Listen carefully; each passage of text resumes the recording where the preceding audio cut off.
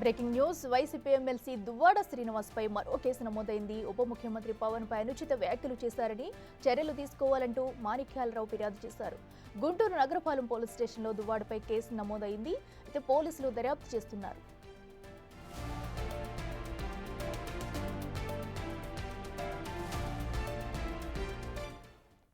ఇదే అంశానికి సంబంధించి మరింత సమాచారం మా ప్రతినిధి సాయి శంకర్ అందిస్తారు. సాయి శంకర్, అటు డిప్యూటీ సీఎంపై అనుచిత వ్యాఖ్యలు చేసినందుకు గాను దువ్వాడపై కేసు నమోదైనట్లు కూడా తెలుస్తుంది. పూర్తి డీటెయిల్స్ ఏంటి? వైఎస్ఆర్సీపీ ఎమ్మెల్సీ దువ్వాడ శ్రీనివాస్ పై గుంటూరు నగరంపాలెం పోలీస్ స్టేషన్ లో కేసు నమోదవడం జరిగింది. జనసేన అధినేత పవన్ కళ్యాణ్ పై దువ్వాడ శ్రీనివాస్ అనుచిత వ్యాఖ్యలు చేశారంటూ జనసేన నేత అడప మాణిక్యాలరావు ఇచ్చినటువంటి ఫిర్యాదు మేరకు ఈ కేసు నమోదు చేసినట్లు తెలుస్తుంది.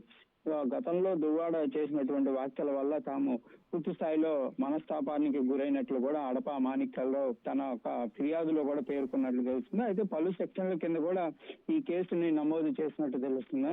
ఈ మధ్య కాలంలో గతంలో డిప్యూటీ సీఎం కు సంబంధించి కానీ లేకపోతే సీఎం చంద్రబాబుకు సంబంధించినటువంటి వాళ్ళపైన దురుస్తుగా ప్రవర్తించినటువంటి అంశాలు కానీ దురుస్తుగా అంటే సోషల్ మీడియా వేదికగా కానీ లేకపోతే మీడియాలో కానీ దూషిస్తూ మాట్లాడినటువంటి వారికి సంబంధించినటువంటి అంశాలపైన వరుసగా కూడా ఫిర్యాదులు అయితే వస్తున్నటువంటి పరిస్థితి ఉంది. పోసాని కృష్ణమురళిని కూడా ఈ కేసులకు సంబంధించి కూడా నరసరాపేట పోలీసులు అరెస్ట్ కూడా చేయడం జరిగింది. ప్రస్తుతం గుంటూరుకు సంబంధించి నగరంపాలెంలో దువ్వాడ వైసీపీ ఎమ్మెల్సీ దువ్వాడ శ్రీనివాస్ పై కేసు నమోదైంది కాబట్టి మరి కేసుని ఏ విధంగా ముందుకు తీసుకెళ్తారు?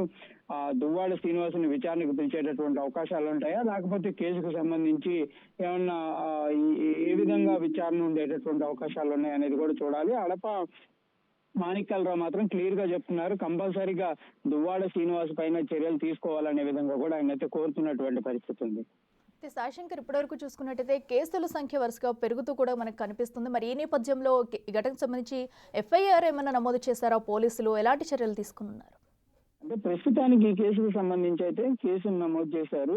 ఎఫ్ఐఆర్ లో ఏ సెక్షన్ల కింద ఈ ఎఫ్ఐఆర్ ని చేయాలనే దానిపైన కూడా కొంత వాళ్ళైతే ఉన్నతాధికారుల దృష్టికి తీసుకెళ్తున్నట్లు కూడా తెలుస్తుంది. కాకపోతే వరుసగా అంటే డిప్యూటీ సీఎం పవన్ కళ్యాణ్ పైన కానీ సీఎం చంద్రబాబు పైన అదేవిధంగా నారా లోకేష్ కు సంబంధించి ఎవరైతే గతంలో అనేక సార్లు దురుస్తుగా మాట్లాడటం కానీ లేకపోతే వాళ్ళ కుటుంబ సభ్యుల్ని టార్గెట్ చేస్తూ చేసినటువంటి వ్యాఖ్యలు ఏవైతే ఉన్నాయో వీటన్నిటిపైన గతంలో మేము ఫిర్యాదులు ఇచ్చాం కానీ అప్పుడు తీసుకున్నటువంటి పరిస్థితులు లేవు అనే విధంగా చాలా మంది కార్యకర్తలు చెప్తున్నారు.